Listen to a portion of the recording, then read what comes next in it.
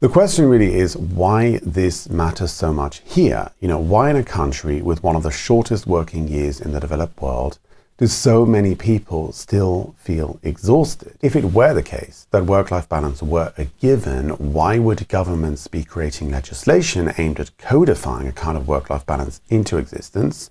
And why has this legislation really not had the kind of impact that was expected? Across Europe, governments are admitting through their actions that work-life balance no longer means what it used to, and it's not about hours on the clock, it's about access to attention. France was the first to put the idea into law in 2017. It passed the right to disconnect, requiring companies to negotiate rules that protect off-time and limit digital contact after hours. It's not just a symbolic law. Courts are able to fine employers for ignoring it. Portugal followed in 2021, prohibiting most after-hours contact altogether with fines for breaches. Spain wrote a similar right into its data protection law. Ireland chose a softer route, a kind of national code of practice that isn't binding but still carries legal weight in workplace disputes. And Belgium introduced the duty for companies with more than 20 staff to create disconnection policies, while the public sector led the way years earlier. Here in Germany, the debate is slower. The Federal Labor Ministry has published reports on ständige Erreichbarkeit, or like constant availability, but national legislation has never materialized. So instead, individual companies negotiate their own boundaries, and unions like Verdi and IG Metall keep pushing for what they call a Recht auf Unerreichbarkeit, a right to be unreachable. And for now, the right exists really only in conversation in Germany, but the direction of travel is clear. Vague policies make little difference, and as remote work expands, the issue is moving from corporate policy into the political mainstream. According to the Techniker Krankenkasse stress study, 1 in 4 Germans now feels stressed frequently or permanently, up very sharply over the last decade. The same paradox appears across Europe. The European Agency for Safety and Health at Work reports that half of all workers experience severe time pressure or stress. Mental health-related sick leave has increased across Germany by almost 50% in 10 years, with burnout diagnoses doubling. So for all the talk of order and balance, people are tired. It's not just from long hours, of course. I know that Germans and Europeans in general work less hours than many others, but from the inability to mentally leave work behind. Technology has turned presence into permanence. The laptop on the kitchen table, the messages that arrive during dinner, the emails that follow you into bed. The borders that once separated labor and life have dissolved into a continuous low-grade hum of availability. Now, this isn't uniquely German. It's the new shape of work. A culture where rest has become a kind of performance. The UK reports even higher burnout rates, yet Germans feel the reality more acutely because they expect the system to protect them. When balance fails in Germany, it feels kind of personal, as though a social contract has been broken, because there's this stereotype of work-life balance here which other countries just don't perpetuate to the same extent. Now, this is nothing new, but I felt the need to make this video because the last one I did on this topic was mainly just sharing my personal experiences, and it got a lot of pushback. It seems that most people still believe this stereotype of perfect work-life balance across Germany and Europe. But as far as I can tell, the research does not support this, and it is very important to set this straight to manage the expectations of people coming here, expecting to enjoy the good life to be handed to them on a silver platter. You end up getting what you are willing to tolerate. Regardless of the company culture or expectations, you can always choose to put yourself and your needs first, and not in a selfish way, but you could actually argue that by doing so, it ensures you remain a productive asset to the company, because you're not exhausted or resentful or bitter that you are constantly at work. In a world that feels like it's constantly speeding up, it's easy to forget how to stop. And somehow the body never really gets the message that it's safe to rest, and that's why we need to stop seeing stillness as a luxury when it's really become a necessity. And one way to get there is with Headspace, who are currently partnering with me on this video. Headspace isn't just about meditation, it's really about learning how to breathe again. Because what science now shows is that controlled breathing directly activates the parasympathetic nervous system, which is the body's natural rest and digest mode that counteracts stress. So in other words, even just a few minutes of focused breathing can literally tell your nervous system to stand down and help you to relax. Hi. Over the next 10 sessions, I'm going to show you a really simple way of getting some more headspace in your life. A slow inhale, a brief pause, and a long exhale really help to induce a calm that very few other methods can achieve. And that's what Headspace helps you to do in a structured way through guided meditations, through sleep casts, and simple daily exercises. It helps you to find those pauses that modern life seems to erase. They also have company plans, as many businesses have seen the benefits of helping their employees reduce mental stress and maintain calm throughout the work week. If you'd like to try it for yourself, I've included the link in the description below, because really, in a world that never stops talking, even a few minutes of silence can make all the difference. Now, we often talk about work-life balance as if it were some timeless human aspiration, some kind of natural counterweight to modern capitalism. But the phrase itself is barely half a century old. It first appeared in the UK in the late 70s, mostly in trade union documents and feminist writing about equal pay and parental rights. It was really a response to industrial excess, a nod to long hours and unpaid domestic labor, and it assumed something radical for its time, that life existed outside of work and was equally deserving of structure and respect. That notion has since traveled the world, detached from its political roots and absorbed sort of into self-help culture. And today, work-life balance is less about collective negotiation and more about personal optimization. Yet another metric to be tracked and managed and compared. And it really has become a lifestyle aspiration, which is a sign of privilege, because to worry about balance, you must first actually have the choice to do so.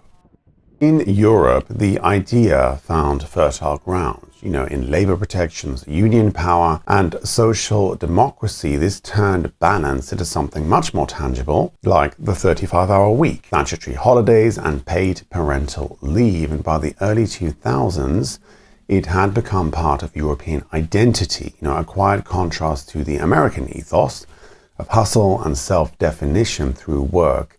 To be European was, in part, to be civilized enough to stop working. And for those of you foaming at the mouth when you hear Europeans being talked of as a collective whole, you can check out this video here where I discuss the definitions of Europe and what it actually means. But globalization has blurred these boundaries. American tech culture arrived with its startup vocabulary of passion and drive and disruption, and suddenly the moral meaning of work began to shift again. Work wasn't just what you did, it became who you were. Even in Germany, where the idea of Feierabend once drew a very hard line between duty and leisure, the new digital economy celebrates availability, flexibility, and permanent connection. And so working from home should have been the great rebalancing, the moment we finally freed ourselves from the tyranny of the commute. And in some ways it was, people gained hours back, they saw their families more, even moved into smaller towns or out into the country. But the home office also dismantled the last visible barrier between work and life. Where the factory siren once marked the end of the day, now there's only silence. A silence filled by the quiet glow of the laptop. And data from Eurofound from 2023 shows that remote workers are more likely to work long hours and to continue working in the evening compared to on-site employees. So flexibility, it turns out, often actually just means availability. The privilege of choosing where to work often morphs into the obligation to always be reachable, and with AI tools entering the mainstream, the pace is accelerating again. Automation promises to make life easier, but it also raises the benchmark for human output. And so when tasks that once took hours can now be done in minutes, the expectation silently updates. And so if you can work faster, then you should work more. And so it seems we're not liberated by efficiency, we're actually trapped by it. Now, it is tempting to reduce burnout to technology, but that's really only part of the story. The deeper story is economic. Across Europe, inflation has outpaced wage growth since 2020, eroding purchasing power and creating a constant low-level anxiety about security. In Germany, real wages only began to stabilize in 2024 after 3 years of decline. And meanwhile, housing costs just keep climbing, particularly in cities like Munich, Frankfurt, and Berlin. I should know because I'm in the process of moving part of this Western exhaustion may just come from the expectation that work must be meaningful. In his book, The Gift of Work, sociologist Barry Schwartz argues that modern societies have turned employment into a moral identity, a way to prove virtue, to prove discipline and purpose. And philosopher David Graeber went even further, claiming that many modern jobs are actually so detached from real value that meaning itself has just become kind of performative. Now, you can contrast that with the perspective of Brown, who wrote that perhaps work was never meant to fulfill us at all. It was just simply what allowed us to afford the things that do. It's a pragmatic, even liberating idea, one that maybe the French and Italians might identify with more than Germans. The idea that work need not be sacred to be worthwhile.